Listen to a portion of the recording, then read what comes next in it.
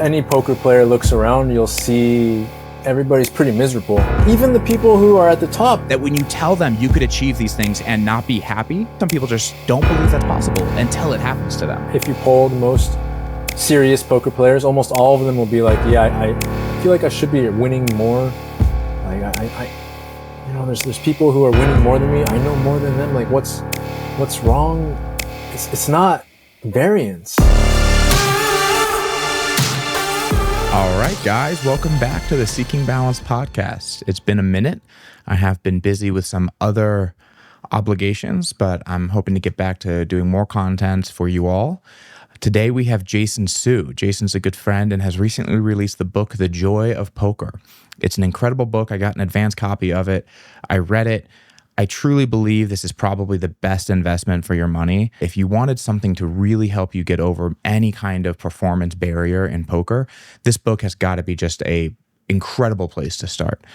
Jason and I talk about some of the topics that come up in his book. We really cover what motivates you, why people burn out, why people succeed and don't feel rewarded in it, and other really interesting topics. But again, they all get covered in much more depth in his book, The Joy of Poker. Without further ado, I bring you Jason Su. All right, Jason, welcome back. Thanks, man. I'm pumped. Let's do it. Yeah, let's do it. So you've written a new book. We'll just jump right in. Yeah, surprise. I don't tell anybody when I'm working on this stuff because it slows everybody down when they talk about the things they're doing, because you get like this hit of satisfaction from telling somebody I'm doing this, I'm doing that, and then you just stop doing it because it's like inside you're like it's already done. So I have this strict rule when I'm writing books. It's like the only people that know are like my wife and my kid. And then whoever's helping me like finish, like the editor, and that's it. Like even my best friends had no idea. Man, that's a great rule though. I in self-reflecting, I've never written, but if I were to, yeah, I could 100% resonate with that happening. Just like telling people, and then you become so like you just enjoy telling people. You don't. Yeah, that's all you do. Right? Like that's all you do. Yeah, if I ever write, I will adopt that rule myself. So what was the motivation for this? What led you to write this book?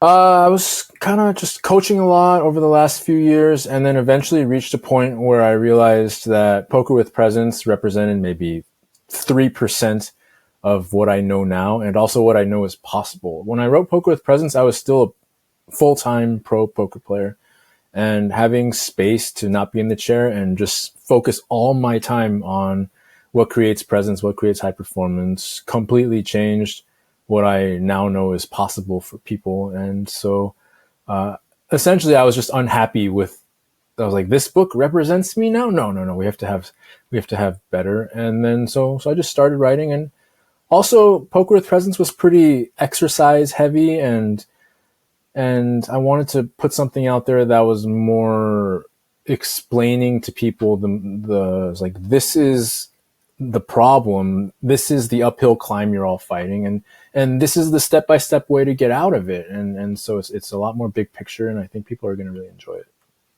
Yeah, I agree. It's funny you say Poker with Presence was more exercise heavy and this is less, because reading it, well, first of all, our differences as people is I love talking about ideas a lot, and I think you have a real talent for distilling big ideas into incredibly simple and actionable things you can do. And that was really one of the things that really impressed me with the book, was seeing how this is not a skill of mine. And I really appreciated just the directness and clarity with which you represent a lot of exercises and just like useful strategies for really progressing. Like I don't say this lightly. I really do think if people are struggling with bringing their performance to the table, this is almost certainly the best investment for improving that performance. Like I think the book was really insightful and, like I said, incredibly grounded and practical. Thank you, man. Yeah, I got to that point just through practice, right? Of not just working these things on my own life, but also day after day, thousands of hours talking to people, working with people, and eventually you start with something and then you keep doing it and it gets really good, and then it's time to write it down. So here we are. Yeah, I was curious, how much did because when you wrote Poker with Presence, you weren't really coaching at the time, to my knowledge, were you? No, I was coaching. I was like backing and staking people, and we would occasionally have conversations about some of the things. But Poker with Presence was essentially, this is what I've learned that helps you to get out of your head and feel your feelings and play better at the table. And then Joy of Poker, everything now is like, this is what I've learned since I wrote Poker with Presence, which just completely blows it out of the water. And so it's like, you can learn stuff, and it's fantastic. And then you can discover stuff, which I think is like, it's a whole other level. So I've been discovering for the last 5 years, and I'm just really happy about it. Well, yeah, and there's something about working with a lot of different people like you have, where you see like what is universal and what is more you like personal. Like this is how it feels for me, but this, when you work with just lots of different people, and everything I think you brought up in this book was really, I really recommend everybody buy it. This conversation will not be a replacement for reading the book, as much as we get into it, because it really is a great book, and I think it'll help a lot of people with the things that they care about. But yeah, it's clear that you've distilled a lot of, I think, universal ideas about how to bring your best performance to really anything you do. Yeah, so let's jumping right into some of the content of the book. One of the interesting ideas that you brought up was this difference between achievement and success. Why don't you talk a bit about that? Like, what are these differences, and yeah, how did you stumble upon this terminology and ideas? Well, I think that if any poker player looks around, you'll see everybody's pretty miserable out there for the most part.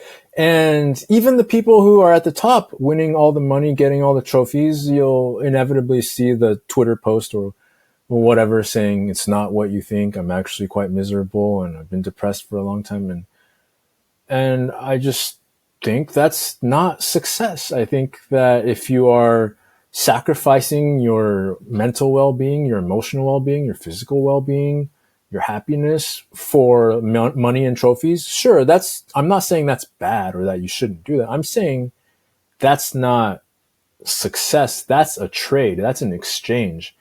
And so to me, true success is achievement that you can sustain and enjoy. It's a much higher bar, and almost nobody in the poker world or in the world in general has a way to actually achieve at a high level and keep building on it without burning out, without using doubt and anxiety and hatred as motivation. They always doing the exchange. And I don't think we need to do that anymore. And I've provided an alternative that I think people will be very happy with if they use it.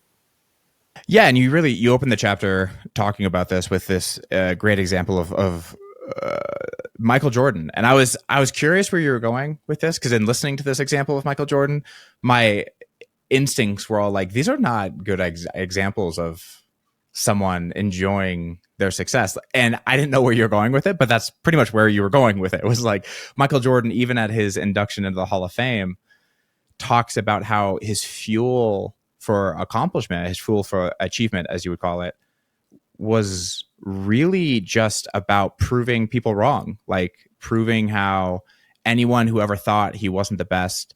And when that wasn't available, he had to make up stories of people challenging him, insulting him, or there's the famous example where of the game where he invented a story of somebody telling him nice half or nice game or whatever, and it apparently just didn't happen. And this is, while the distinction between achievement and success is like one which is like more like you enjoy it and it's sustainable, you drawing the distinction between really being what fuels you, I think is really, that's really the useful thing. Because I think it's easy for people to look at the differences and be like, well, do you want to have accomplishments that make you feel good, or do you want to always be chasing accomplishments and achievements? People will be like, well, obviously I want to feel good about the achievements, and ideally do it as long as I wish to do it, right? Like that's the thing. It's like, just do it as long as I wish to. Whenever I feel satisfied with it, feel fine letting it go. So yeah, I don't know how much of the book you really want to get into here, but I would love to hear kind of about these. I think it's seven fuels, seven. I Yeah. think dirty fuels, or I don't know, what did Yeah. you call them? Yeah, Yeah. The seven sources of dirty fuel. Look, yeah, it's like the way you fuel yourself determines whether or not you're doing it for achievement or you're doing it for success. And the core factor, there's just one core factor of these like seven sources of dirty fuel, which is that they all come with a problem. So in order to get the motivation, you have to have the problem. And the best example I can give is if somebody says, I want to be, let's say you play, I don't know, 5-10 no limit, and you're playing against this group of 30 different people, and you say, I want to be the best player in this group. I just want to have the highest win rate. I want to dominate everybody in this group. This is what drives me. I wake up every day and I see these guys winning more than me. It makes me hungry. I run the sims and I think about the hands. I write them down. I talk to my coach. I run an extra mile because I cannot stand being below these. I want to be above them so much.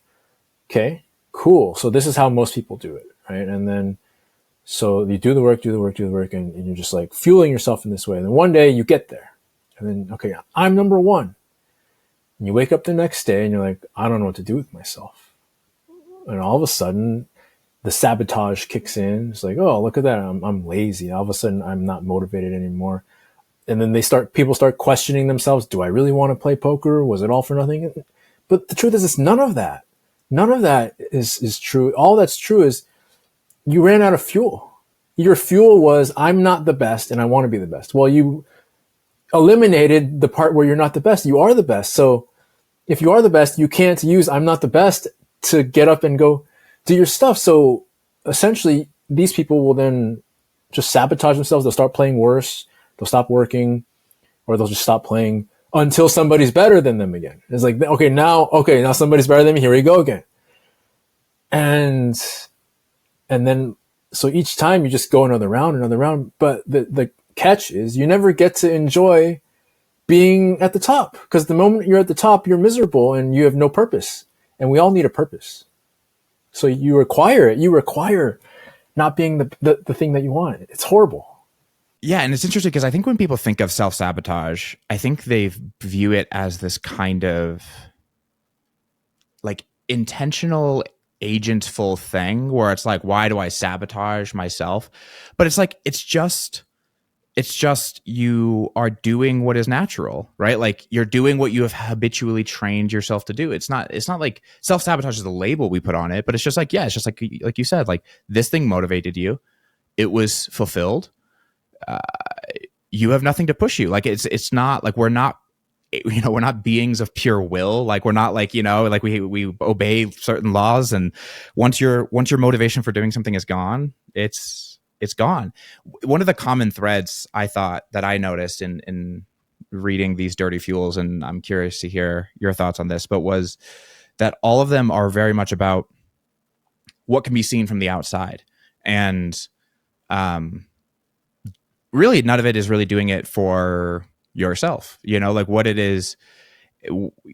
And this is even true when you break down the difference between achievement and success. Like achievement is a thing you can point to, that you can communicate to others your self-worth, your value. I can say like, I did that thing.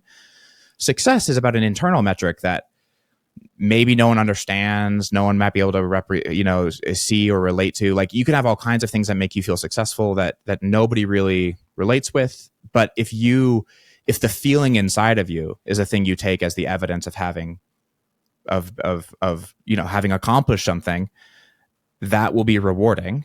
But if you're constantly trying to point to something outside of you because you're relying on like some kind of consensus about who you are, like I'm relying on everybody to be able to agree that I am great, that requires evidence. Like if you want to try, if you approach it in this like consensus based way, like I want everyone to agree something, then the only way to try to accomplish that is outside of you. The problem is it's not possible, and every achievement passes and then eventually becomes a memory, and you're doing things for other people. You're doing things because you want the proof outside of you to be able to convince other people that you did this and that you are something inside of you. but you're never feeling that way inside, so it's never enough. And I don't know, I just pass that to you and hear what your thoughts are on that. That's definitely the through line of all the dirty fuel, is that whatever you do, it's never enough. So then what's the point?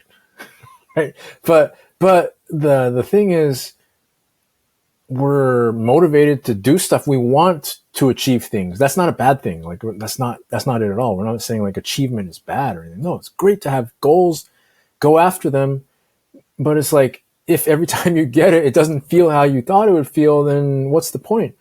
Because if you take all the poker players who are miserable, which is most of them, sadly, and you go back in time and you say, hey, before you start down this path, I know you're enjoying the game right now. Before you start down this path, I just want to let you know, you can actually go beyond whatever you think you're going to get. You're going to go past that. You're going to win more than you think you can. You're going to surpass all that. You're going to get all this stuff that you currently don't even believe is possible, that you say would make you very happy.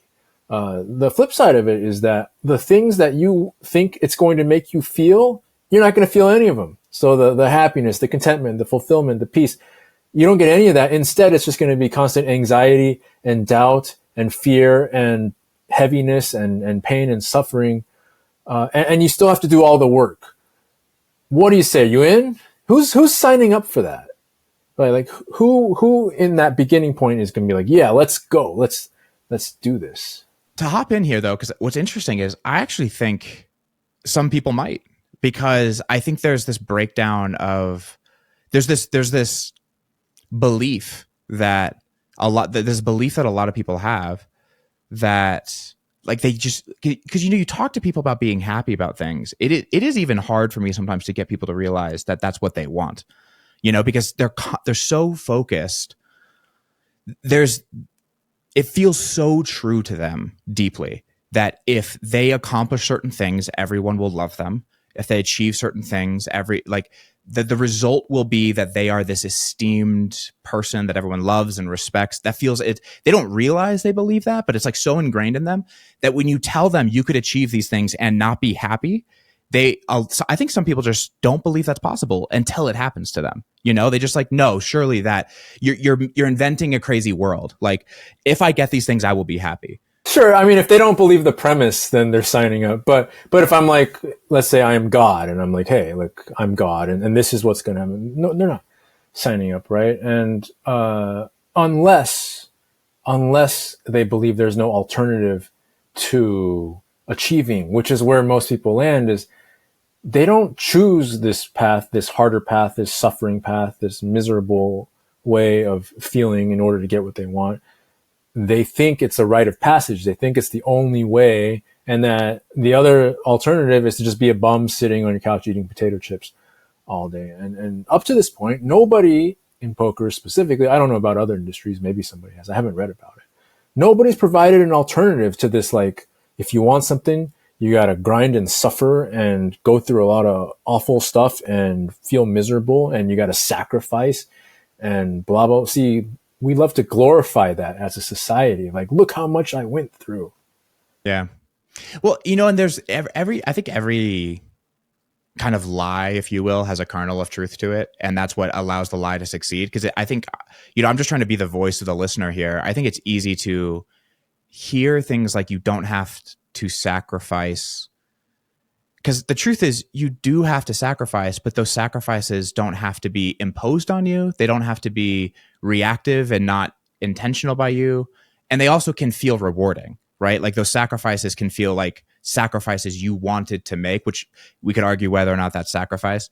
But I do think, because like my point in bringing up people might sign up for it is just to show that I think people, to shine a light on this fact that I think people just have this presumption of, like, that success is rewarding, like that you will succeed and it will reward you. And I do think it's a cultural thing. And like you're saying, like, this idea of like, you just got to be miserable and grind and like whatever. It's a cultural idea. It's just an idea around that. Again, at some levels is probably true. Like, you do have to go through difficult things to achieve anything. Like, no one's saying that's not true. Like,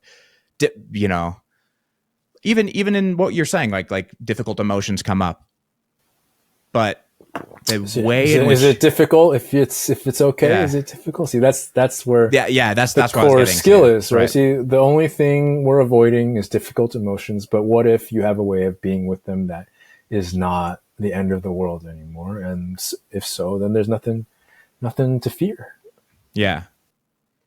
Yeah, definitely. And that's where I think there's like this point of like experience where I could reference something as difficult and not mean it in terms of it is bad, like it is a bad experience, right? It is a negative experience, and there's this marrying of people have taken what is difficult, and the ironic thing is they've just taken on all of this, yeah, negativity, completely unnecessary, like created all this negativity, and then it seems to be like, well, yeah, I'm just this is just what life is, and it's really, yeah, it's really tragic. Yeah, and without an alternative, then they use that to define their value and worth.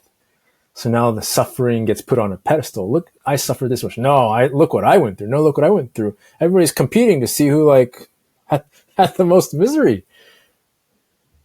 It's crazy.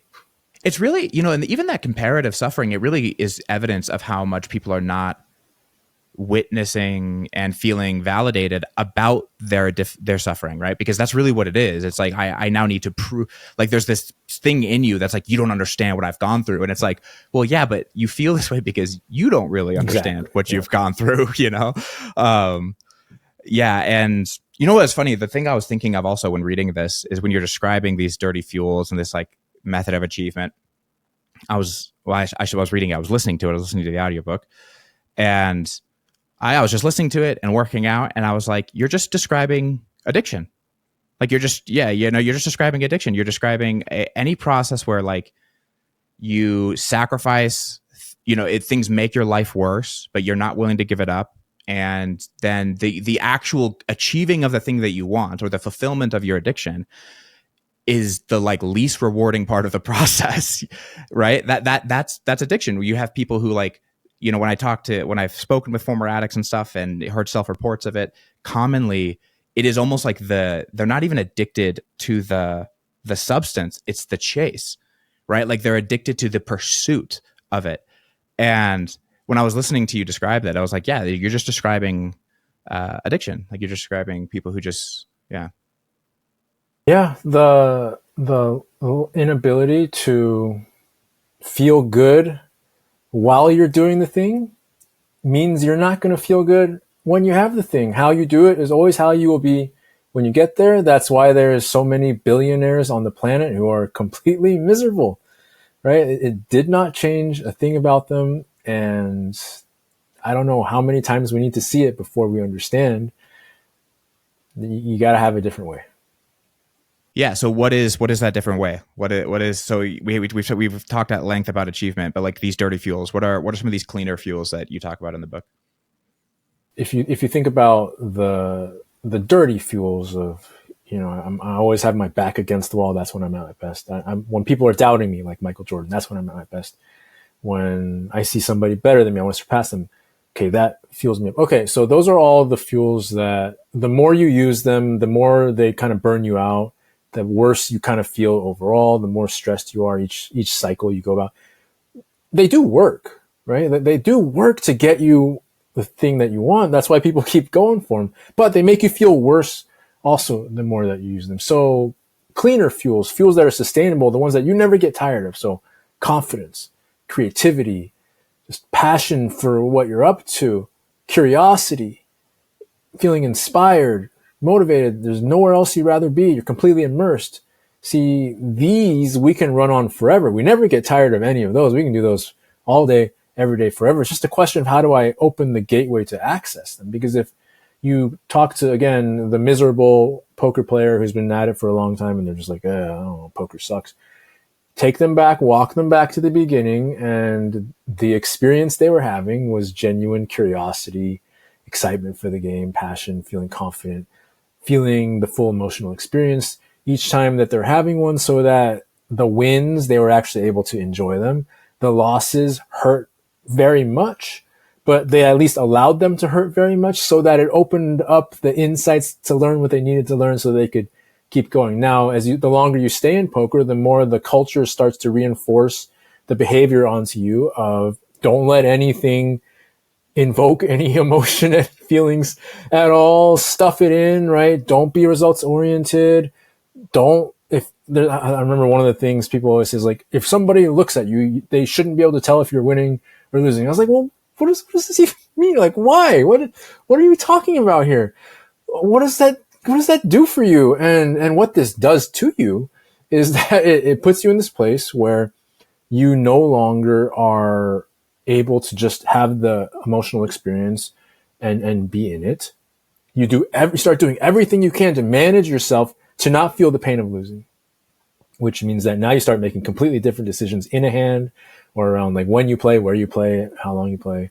All that stuff starts to change because you're just doing anything to avoid having that experience. So if that's how you live, you can't access those fuels that put you into that, man, poker's awesome. I can't wait to go play today. And yeah, even though if I lost, that was sick. And okay, what do I need to do to get better? So you can't access all that until you go back to how it was in the beginning. So every poker player started here. That's why they fall in love with the game. That's why they become pros.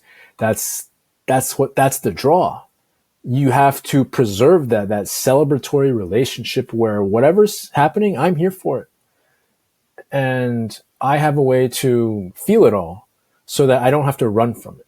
The more I run from it, the more I need the dirty fuel. Otherwise, if I don't have the way to feel it, then it's either dirty fuel or I do nothing, and nobody's going to choose nothing. So that's how it goes. Yeah, and that's what I was thinking of when you were talking about like the cleaner fuels of like confidence and stuff. Like I think the barrier that if there was one thing that I think people are running from, like it relates to what I said about what I think the dirty fuels are, but it's just people's opinions of them. Like you just have to be willing to bear people's opinions of you, and that people are going to think you do crazy things. They're going to think, because it's the same, like the difference between, because I could describe, okay, let's just say a simple decision, like playing some kind of marathon live session, and one where you're tired, but there's a whale at the table who's just punting and you're like, I'm not leaving. And it's like a genuinely aligned decision that you feel good staying there versus your refusal to leave, and even though you're compromised, this one is usually motivated by like, I'm afraid of what it seems like for me if I leave down, if I leave, out of money, or, if there's just like this fear of people's opinions of you. Whereas there are times where you doing a marathon session might make people think you're making a terrible decision, right? Like it might make people think like, what are you doing? They might associate you with every person who ever did a marathon session and like punted money. And you might end that session down, and it might have been a great decision. And the only way to be able to be willing to do things that look insane, but that are decisions you're fine with, is you have to hit the emotional wall of being able to bear other people's opinions of you and feel it and like experience it. And then you realize it's not that scary a thing, and yeah. Yeah, that's essentially what keeps people from reaching their potential. If you poll the most serious poker players, almost all of them will be like, yeah, I feel like I should be winning more. Like I there's people who are winning more than me. I know more than them. Like what's wrong? It's not variance. It's not. It's that when you play, you don't actually know those things because you can't access them because you're not ready to have whatever emotional experience might come with you falling flat on your face or doing something that people have strong opinions about, of being the center of attention. And so until you get comfortable with that, until you know that you can go in there, it doesn't matter how much you're always capped in how well you can perform. Yeah, and a good, what's coming to mind right now is an example from my own life where I recently switched to playing tournaments. I was a online cash game player for a long time, and for the last 2 years or so, I've been playing online MTTs. And the last time I had played, people who listen to every episode have heard this story. This is, I think, the third time now, but this is shedding a new light on it. But the last time I played MTTs, I was far more insecure about my poker play. I had no idea what I was doing. I was obsessed with studying as a result of trying to improve myself, but then could not execute at the table at all. Just tons of self-doubt and lack of confidence. What was fascinating to me is when I got back to playing MTTs, I was right back in that headspace. Like something about the association of the environment, like brought it all back. Listening to you talk now, I'm reflecting on like what, if there was something that I didn't, what I was afraid of was when I was playing cash and would, I could show you some of the craziest hands you've ever seen in your life I've taken that I feel great about, right? The difference is I just felt so sure I was better than the people in the pool. Like I just knew it. Like it felt unshakable. So like a mistake, I didn't care. Like if it was a mistake, it didn't mean anything to me. The difference was when I switched to MTTs now, I had this, this association with MTTs as I'm not good at this and I lose. And now a mistake seemed to validate that. A mistake seemed to prove that. It seemed to, and I didn't want to feel that way. I didn't want to feel that I'm not good at this game. Like I didn't want to feel with all the doubt and worry and fear that came along with that. And what's amazing to me is I literally had a single moment where this all shifted. I kind of realized what was happening. And overnight, I'm not exaggerating, overnight, my play just completely changed. And it just like, and I think a lot of you have an experience like that. I myself, it was good for me to go through it because it was like, man, I forget how profoundly different your play can be. Because I think it is hard. And I used to be even somewhat more, this experience convinced me more of this. But like, I think it is hard for people to know that like, no, there is a direct relationship between your win rate and these things, like your avoidance of it, because you're not even, if you look at my big blinds per 100 record for like the first year and a half of me playing MTTs, it just is like so passive and like break even. And then like, it's literally a moment you can see and it just shifts up and everything starts going up. And I'm going to make a video at the end of this year comparing and contrasting 2 years of play because the shift is so drastic that it's just like, I think I'm just saying the story to like convince people, like when you say it affects your win rate and it's like, this is why, it's not a hyperbole.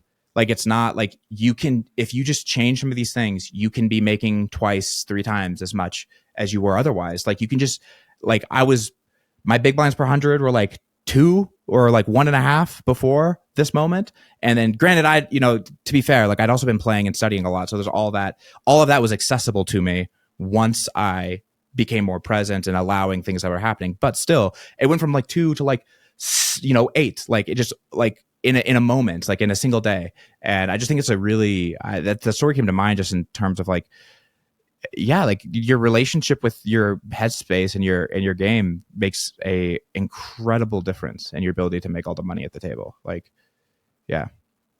I've seen it so many times. I've seen people, we had one conversation and people go from medium-sized winner at mid stakes to winning at high stakes. It was like, because all of you guys are so freaking good at poker now, right? You all know so much. You all know so much more than you give yourselves credit for. And it's like, what do I do with all this? How do I sort through it in a way that feels normal? So I'm not just like freaking out trying to find the perfection of every single spot.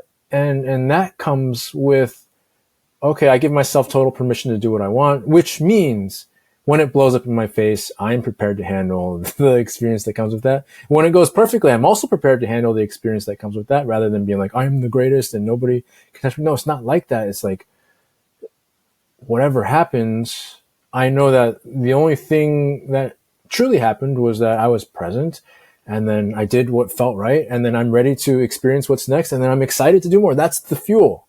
That's the good stuff of knowing that, like, I did that, and now I'm looking at this later, and I wouldn't do anything different because I just knew that this is what I wanted. This is how I want to play. And that's real confidence, right? Like like knowing that you can bear difficulty and bear hardship, knowing that you can bear difficult feelings, knowing that you can that you can feel it and go through it, and that it's okay, and that it's not going to throw you off your game. Like I tell this a lot to people. Like there's two ways people mean confident. People mean confident like, I know I'm making the right decision.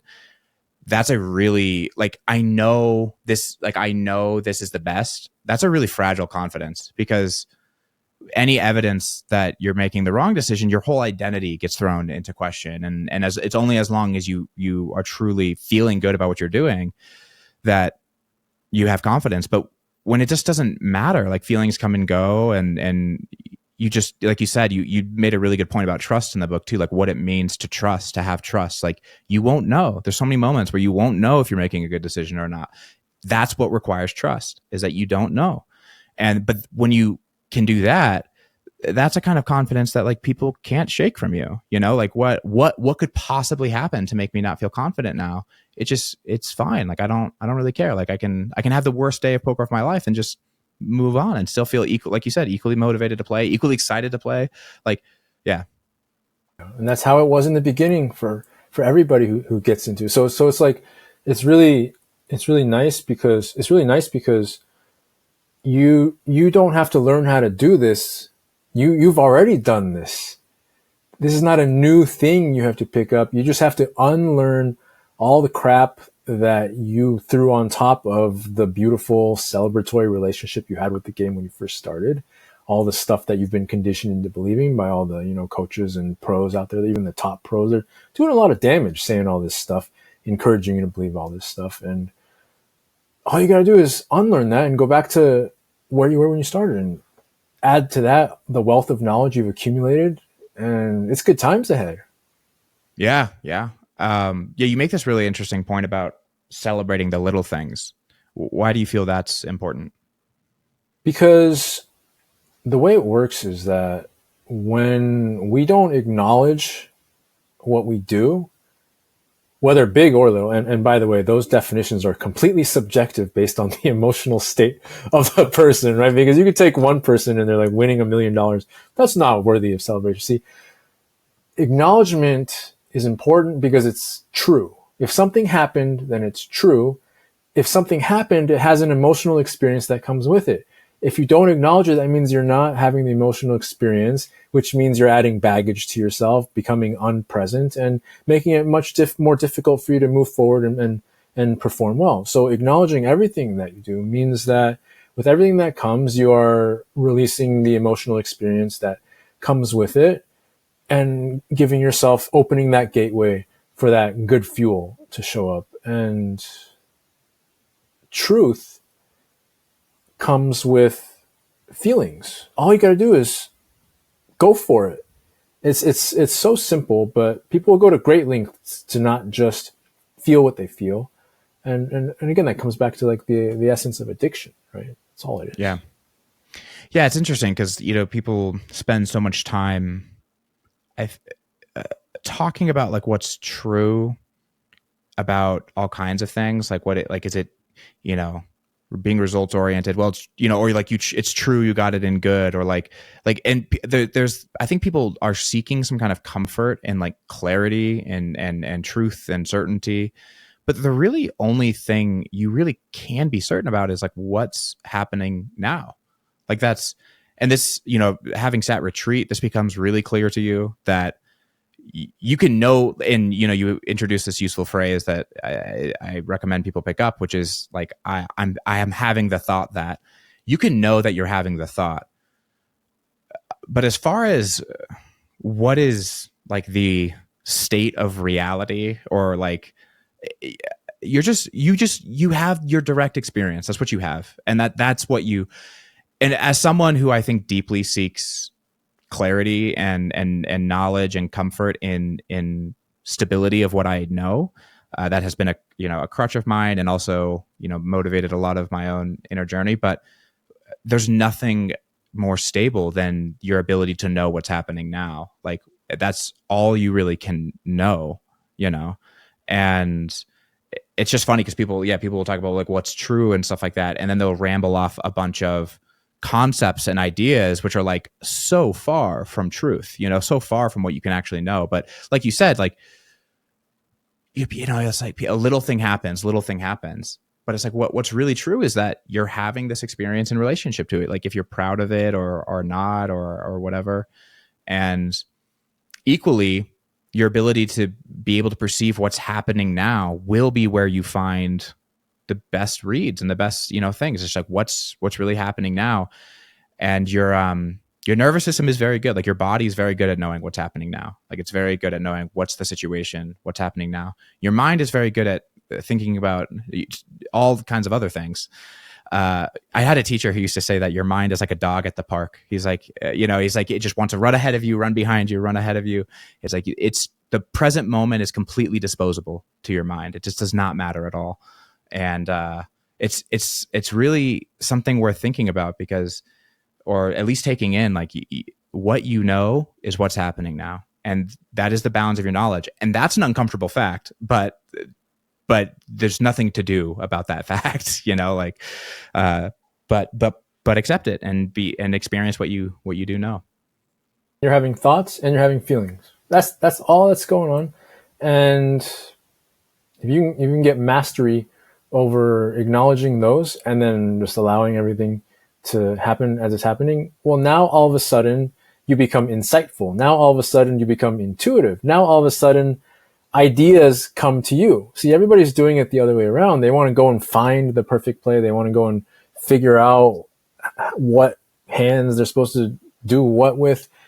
And in that chase, what you're not doing is just letting yourself have the experience you're having. So you can't make any space to actually get the good insights. The best plays you'll ever make always are going to be the ones where the thought occurs to you, this might work. This might be good. It's never like, okay, I went through my checklist and then made this sick play. No, it's, oh, I'm having this experience and, oh God, you know what? 2 weeks ago, he bet this with that hand. And now he bet this with, oh, this is a little different. And, oh, I think I'm going to do this. See, you have to allow the good ideas to come. It's kind of like how your best ideas in life in general never come when you're looking for them. They come when you're in a present, relaxed state. You're in the shower, right? Or you just woke up from sleep or a nap, and then you're like, oh, wow, I knew exactly what I want to do. It's not when you sit down with a pen and paper and you're like, okay, I'm going to figure this out. You never figure it out. Yeah, I mean, this is your thoughts are really confirming what you already know, right? Like it's and this just tracks to, these are the things I'm interested in, but this tracks to the creative process. If you look at how psychologists and stuff have looked at tracking the creative process, there's basically 3 or 4 steps. They break down the last one sometimes into 2, but basically the first 2 are entirely intuitive. They're subconscious. They're usually not happening with like intentional effort. It's incubation and gestation, or no, incubation and translation. And the last step, though, is verification. That's where your conceptual mind kind of kicks in and like checks it and is like, oh no, this is a good idea. But what's interesting is if you get these out of order, if you try to, you actually cut the creative process off. It stops in its tracks. If you try to the first 2 steps of the creative process can't be helped along. They can only be interrupted. And what you're describing, like the subjective experience of that is, yeah, you almost always, your best plays are confirmed by your thoughts, but you have the suspicion long before you have the thought. Like you have the sense that like, this is a good idea. And that's not to say like I haven't had the experience where an intuition is an idea and my conceptual mind checks it and it turns out to be like, actually, I don't think that applies here. It happens all the time, right? And it's worth noting because I think some people think that like, if you're just on intuition, you're just like always trusting whatever comes into your mind. It's like, no, your mind has this place of verifying things. But what's important is that it comes last, is that you let yourself feel what you feel. You let yourself experience what's happening. You get this kind of intuitive sense of what you think is best. And then your mind can be like, well, in order for that to be good, all these other things would have to be good. And those probably aren't good. And it's just like getting things in their proper order, I think, it makes a world of difference. But yeah, the right question at the wrong time is no good. Yeah. It's amazing. So are you ever gonna play poker again? Are you done? I still play when I have a few minutes to spare. I'll hop on and play some play some mixed games online. But I do intend to make a triumphant comeback someday. And I do intend to be out there battling in some of the higher buy-in mixed game tournaments someday when life is a little less busy with, I got a young child. And so that's definitely the priority right now. But as I am needed less and less there, you'll see me around. Yeah. But yeah, mixed games is my passion, has been for quite a while. I never played the tournaments. I was always a cash player. And so, yeah, when I see them playing the PPC or the Super High Roller Bowl mixed games, I think, yeah, I'm down to go battle with those guys someday. I'm excited. Man, you are a glutton for punishment. Mixed games. That is crazy. Mixed games cash of all things. That is, talk about variance. Yeah, brutal, brutal. I've heard someone told me they play like the mixed games in Bobby's room, and he's like, it's basically, you're literally just playing a game of who won't crack. Like that's like, yeah, that's like, he's like, well, that's what I'm good at. Yeah, that's what I mean is like, that's what I mean. That's why it makes sense now. It's all coming together. Your path. That's crazy. I have never touched a mixed game in my life. I have no idea what they are. Or like what because I'm a young buck in the poker world. So it's a whole different world where there's infinite ways to get upset and get agitated. On top of more variance, some forms like triple draw, you just, every hand goes into the river and it's a coin flip, and then you're just gonna see what happens.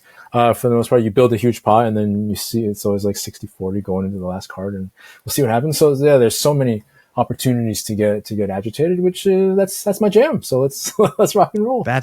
That's awesome. Yeah. I mean, yeah, it sounds like, I think as it makes sense. I mean, like maybe you're making me think about getting into mixed games now. Cause I'm like, I'm pretty good at that as well. But what, I'm curious, some more personal questions about you. Cause I think I'm curious, do you like what you coach, you write? Like, what else do you do with your life? You have a kid, you have a small kid. Because you don't have poker, do you have hobbies? Like, I don't sleep because I have the kids. So we got, so, yeah. Still no sleep with the kids still? Well, she's two. It's way better than it was. Yeah. But it's still, I haven't had an 8-hour night since the day she was born. So, she climb in bed? She a bed climber? Yeah, she get in bed with you guys? Yeah, there you go. She's all about it. And come on, that's the best thing in the world. So yeah, hobbies include rooting on my beloved sports team. I'm big. Sports was my first love in life growing up. Always. The story is that when I was 6, one of our neighbors took me to a Houston Astros game. You can see the hat up behind me, and it was my first time. I didn't even know what baseball was, but they took me in, and we showed up like an hour before the game because they like to watch batting practice. And the story goes, I just sat there and never left my seat for the whole time, like from there, 3 hours of game plus the whole never asked for food, never went to nothing because I just love sports that much, just always mesmerized by it. So I'm pretty big into getting nerdy about how to optimize my favorite sports teams and following the path along. So Houston Astros, Texas Longhorns football, we're all about it over here in this household. And did you play? Like, did you play in school and stuff? I was a competitive tennis player. Oh, so that's why you're so, because I've heard you make references to tennis, and like you were okay. Big mental game in tennis, intense too, right? Oh yeah, it's tennis is great because if you go watch, I played competitive junior tennis, so that was my teenage life was practice 3 hours after school. On the weekends, you go play a tournament. If you think poker is insane, you can go watch a junior tennis tournament where it's just the kid out there alone making mistakes and then like berating themselves or just like screaming. And so I learned a ton. Those were some good years. And again, I won a lot of matches I had no business winning because I just didn't break. And so this is very much an interest of mine very early on in life, recognizing, hey, I'm kind of slow. I'm not that strong. What can I do? Wow. So you feel like this is like a talent of yours for some time?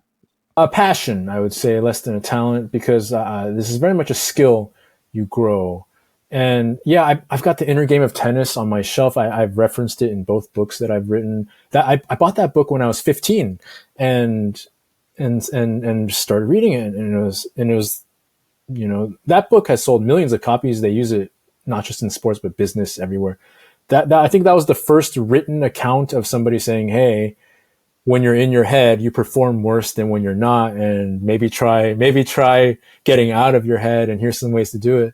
And so I was using that from the age 15, and then when I started playing poker, I was doing that too. Yeah, and you had a period of kind of like forgetting some of these things. It sounds like you kind of went through a similar poker You journey. could say, you could use the word forgetting. You could also use the word indoctrinated or brainwashed into the world of mindset coaching, where people loaded me up with checklists of things to say and do, and got me really into my head for a period of time, which led to my nice poker sabbatical, in which I wandered aimlessly around the world because I was convinced that poker was the source of all of my suffering. Yeah, that did happen. And then coming back from that period, kind of making an intentional decision to, is like, okay, if I'm going to play again, the only thing that matters is that I'm feeling good and that I'm present. And then from there, everything just took off. That was the final arc of my poker career. And I can honestly say that saying that I was playing my A game 90% of the time is low for that period of time. Yeah. Yeah, I think there is. I think it sounds like a myth to people, but when you're just there to be there, it's very easy to play your A game. Like it's very easy to. Anyway, I have the Mental Game of Tennis on my list. Actually, I have it. I have the book. I've purchased it, but I'm one of these people who's always buying books, and so it's, you know, like it's on my list somewhere. But do you think, have you ever considered getting into like mindset coaching in tennis, or have you done it at all? I'm just kind of waiting. This, to me, this is the vision I'm waiting for, is that someday I'm going to be sitting in the players box at the finals of Wimbledon, and then I'm going to happen to be on the camera, and everybody's going to be like, "Who the hell is that guy?" That's to me, that's where I'm headed. I don't need to make it happen. We can just start here and create these materials that I've written about. They apply everywhere. I've sent the book out to, you know, my clients who I work with for, you know, just check it out, and yourself and other people who I'm close with to check it out. And they all say, "Oh, wow, like this, like, oh, I want to give this." I had one guy say, "I want to give this to my girlfriend because this, or I want to give this to this person because this will work for them too." So I made sure in this book, Poker with Presence was very poker heavy, because I was still a pro. I was like, I'm a poker player. And so there's a lot of lingo in there that if you don't play, you wouldn't have known it. This book, I made sure, I took really good care to say, if somebody has never played before and they do something else competitive that they want to improve at and really transform their relationship to, that it would be no problem. There wouldn't even be a single part of it that confused them about it. And so I'm really excited to see where it leads. But yeah, I'd love to. I've worked with athletes before, more golf than anything. But yeah, I'm into it. It's not a thing. I'm not like cold calling people or anything like that right now. I'm quite busy. But yeah, I'm up for the experience of that. I say that because I've wanted to work with tennis players also. I've worked like similarly with some golf players, but there's something about like the like high speed nature of tennis, you know, just like the this is happening now, that it feels more interesting to me. Like golf, obviously mental game is super, super big, but it does happen kind of at your pace, you know, like but like the fact that you're competing with somebody in real time and you're limited by the actual speed of the ball, like this is all happening. And so as present as you can be with this, and coming from the military background, I just find that very interesting. Like being present in a different kind of high pressure scenario. But no, I definitely think your book applies to all sorts of things. I was thinking about how, when you were talking about the dirty fuel thing, I was thinking about how even early in like romantic, not just romantic, all relationships, how I seem to be the person who was only really there to help you when you were in tragedy. Like, right? Like if everyone knew that if you were in devastating harm or like life was really bad, I was going to be there for you. Other than that, I was not going to be there for you. Yeah, it's crazy. Yeah, and I was thinking about that in the Dirty Fuel thing, because that has a taxing effect on relationships when people, and it's confusing for people, because especially for myself, because I was like, no, I would always be there for you, and people knew that on some level, but again, their nervous systems were like, yet I really don't feel like you're there for me. And the truth was, I was only there once like the stakes reached a point that I felt like there was something to gain from being there for you, like something to gain in my identity or who I am. But when it was like everyday things that felt trivial to me, it wasn't important to me, and people really felt that. And I think there's an analogy there for just like all kinds of things. But that's why I say that, because this book will help you in all kinds of things. I think it's a great book, and incredibly, yeah.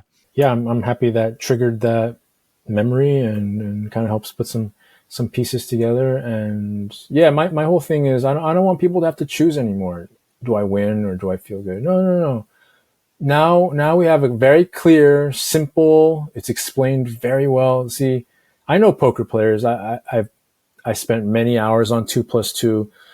The mafia of poker players. If there is a hole in your argument, they will find it and they will destroy you with it. So everything in here is sound. It works. It's been tested. It's explained well. There are no holes in the arguments of the logic of how it works. This is it. This is the one that changes the game, in my opinion, where now people who have the question of why am I never winning what I think I should win, and why do I always feel this way? Here's your answer. All you got to do is use it. The people I work with, it's undefeated. Presence living this way is undefeated. I'm not saying everyone who's ever worked with me is now having the greatest life ever, but that's only because they got off the ride. If you don't get off the ride and you just keep going, you will not believe how far you can go with this. Well, and the truth is too, the only thing that will stop, when I was reading your book, and one of the thoughts that I had was, the only thing that will stop you from really making the most of it too is somewhere in the process of trying to be present, you get caught up thinking, and you get caught up analyzing, and that's really it. Like, otherwise, this book is really great. I can't say it enough. I really highly recommend everybody who listens to this buy it, especially if you're relate with any of the things that we've said. But it is laid out very well from the beginning. Like, you make a very good case for it. You put some things in a way I haven't heard before that I think will ring true for a lot of people. So yeah, well, Jason, it was great having you again. I think this is a good place to kind of round off the conversation, unless you have anything else to add. No, man, I'm pumped. It's one of those things where I didn't think I would write a second book. And now that's here, I, really can't believe how well it turned out.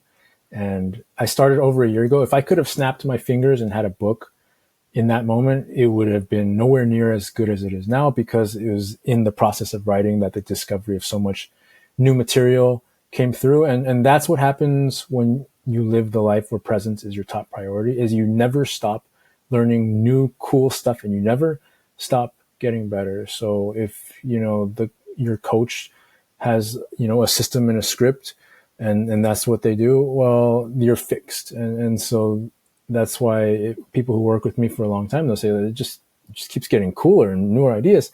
This is the life I want for everybody, and so I have to live that way myself, and I hope it comes through in the work. Beautiful. Awesome. Well, thank you so much, Jason. And what's your website these days? Yes, pokerwithpresence.com. Oh, awesome. Yeah. So anyone who's looking for coaching or follow-on stuff can go there. Yep. And then, by the time this airs, The Joy of Poker will be up for